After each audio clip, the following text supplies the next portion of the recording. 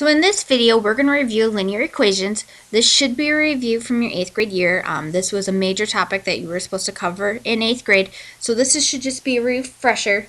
I will expect you to know this pretty well off the top of your head, and hopefully this will bring back a lot of reminders of what you did last year. So your objective is that you can find the slope between 2 points, which will be an equation. You can identify the slope and the y-intercept in an equation and graph it. And then you can graph a linear equation, and then you can write an equation from a line from a graph. Alright, so what are linear functions? Well, in the word linear, you have the word line, which means we're talking about lines. We're graphing lines.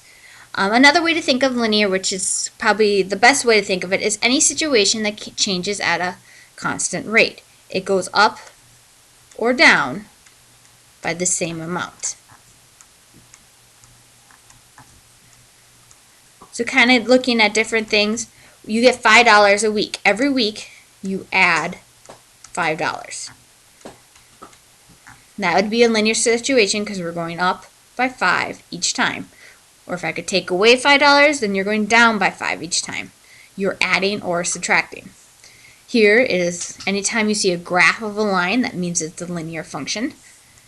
Or if you look at a table, if this goes up by 1, and then this goes up by a constant rate, we're adding 2 each time. Well, that means this is a linear function. Again, we're going up or down by a constant rate. So part of a linear function, one of the most major parts, and actually there's 2 major parts of a linear function, is first you have the slope. And slope, I'm going to talk about a lot, is the rate of change. What are you going up or down by? And again, that's adding or subtracting. What are you adding each time, or what are you subtracting? There are 4 types of slope that you can have. You can have a positive slope, so you are adding. Okay, you're adding some number each time, and then the line would go upwards. You can have a negative slope, so you're subtracting a number each time. So then you have a negative slope. It's possible that you can have 0 slope, so that means you have 0 or there's no change. It just stays at the constant rate, which would be a horizontal line. And then you can have slope that's undefined. And undefined means it's not a function. It's a line, but it's not a function because it fails the vertical line test, which would be a vertical line. And your teacher last year might talk about standing on the line. You can't stand on it. You can stand on a horizontal line, but you can't stand on a vertical line, so that is undefined. And we'll talk a little bit more about this in later slides. Slope also tells you 2 things. It tells you the angle and the direction of the line. The angle, which means like the steepness. And we're going to look a little closer at this after you do this worksheet, and what makes a line steep versus not steep. So I'm not going to go too far into it. We're going to do a little activity in class. And then there is direction. Direction means it goes up, or it could go down. It could be horizontal, or it could be vertical. That would be up here. And the direction just means when the slope is positive, it goes up. When it's negative, it goes down. Slope also is referred to as rise over run. How much you rise versus how much you run from point to point. And then you also have this equation to calculate slope between 2 points. Right, so take a minute to really look at this slide, kind of get it all in. This is really summing up many days of work in your 8th grade year into one slide. So really try to remember and recall all this, and so we can apply it to your worksheet that you're going to do in class, but also on the other slides coming up. The y-intercept is the second part of the line. Y-intercept is easy to think about, is the starting value in a situation. If you have $10, you're starting at $10. If you don't have anything, you're starting at 0. You could start negative, you can start positive. It's also the point where it crosses the y-axis. So remember the y-axis on a coordinate plane is that one. So wherever the line crosses, that is your y-intercept. We refer to the y-intercept with the variable b. Slope is m, y-intercept is b. So the y-intercept is always going to cross when x is 0. And then whatever value is here, whatever it crosses, is your b value. So again, I set up here when x is 0.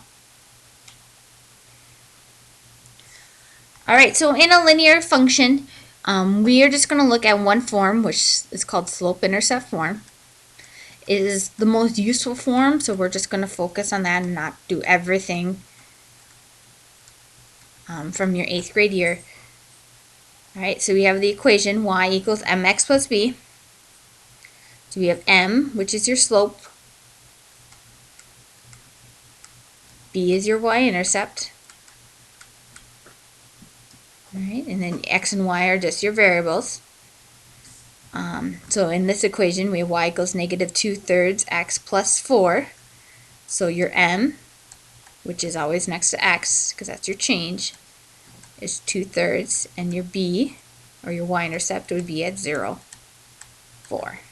So from our equation, we can find the slope and the y-intercept.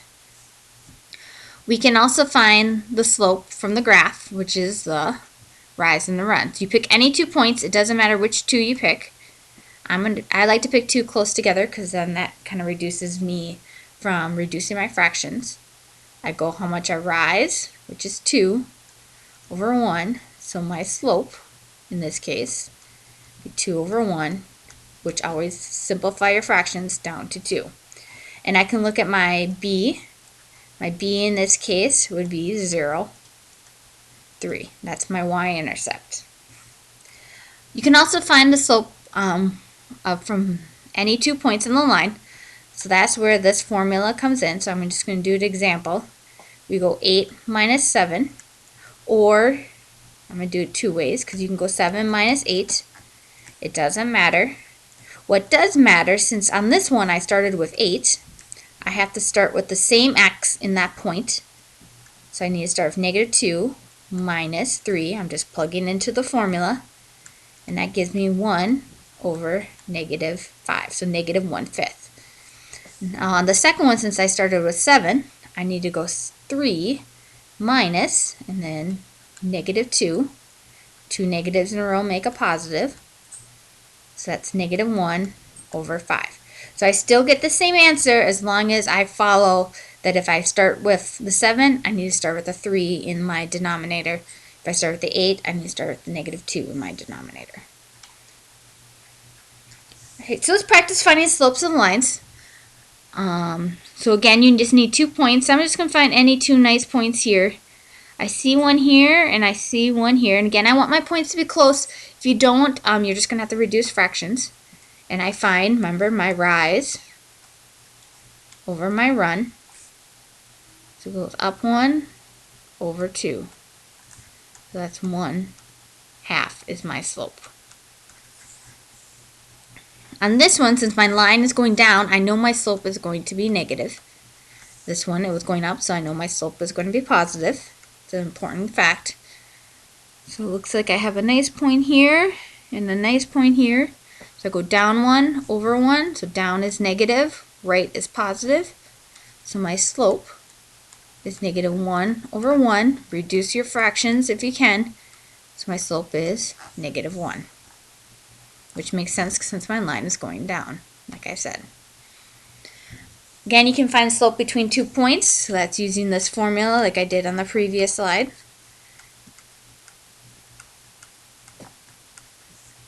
So I can pick either one first. I'm just going to go 3 minus 5. So I want 3 minus 5. So then since I picked 3 first, I need to pick the same x value from the same point.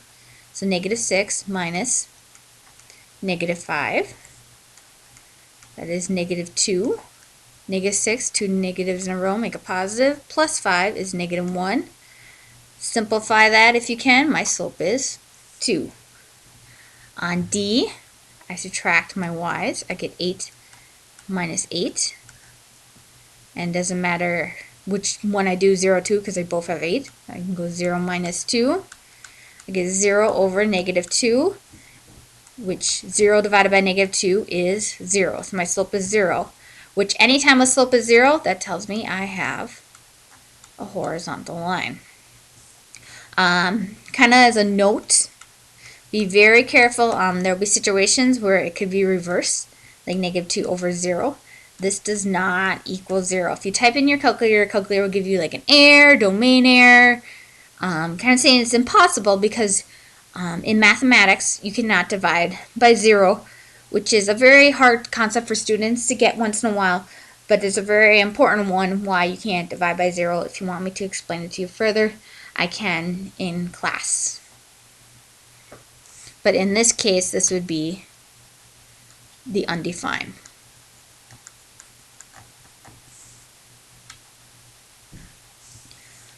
Alright, so now we're going to write the equation in the line in slope-intercept form. So slope-intercept form, remember, is y equals mx plus b. So we need our m, we need our slope, and we need our y-intercept. So we find our slope, find 2 nice points. I go up 2 over 1. So it's 2 over 1, which equals 2 as my m. There is my b, which is 2, 4, 6, 7. So my y-intercept is 0, 7. So I can write y equals 2x plus 7 is the equation in the line. On F and G, I have 2 special lines, the vertical and the horizontal. I put these in there because it's hard for students to remember what to do here.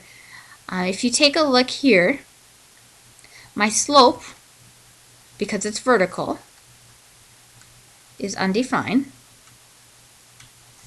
Alright. And notice, the way I like to think of it is which axes are you intersecting? Are you intersecting the y-axis or are you intersecting the x-axis? Well, you're intersecting the x at, here's your middle, 1, 2, 3, 4, 5. So my equation is x equals 5. Vertical and horizontal lines do not have both variables in the equation. So in this one, I'm intersecting the y-axis only once, and I'm intersecting at 1, 2, 3, negative 4. So my equation is y equals negative 4. If you think of it more as an intersection, and there's other ways to think of it, but the intersection way usually helps students out the best. Alright, so now we just need a graph. So to graph, we need our starting point, our b. Well, in this one, we don't have a b. It's plus nothing. Well, nothing is 0, so I start at 0. And I move by my slope, which slope is always next to x. So go down 1 over 5.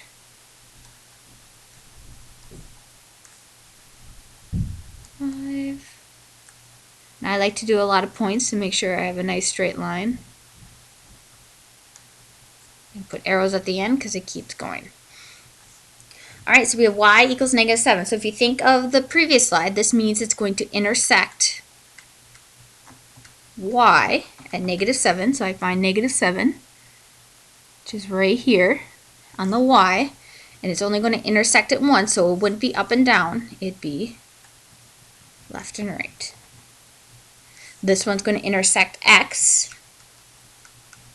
Intersect x at 2. And then it's only going to intersect the x-axis once. So it is a vertical line. Alright, so that is it for this video. I know it is a lot of information, so this would be a good one to go back and review. Because again, I try to put in a lot as I could from your 8th grade year, and it should be a review, so hopefully it's coming back to you. Remember things like your slope is rise over run, the equation to find slope, and then it's just your rate of change. The y-intercept is a point where the line crosses a y-axis, or it's your starting, you could think of it as.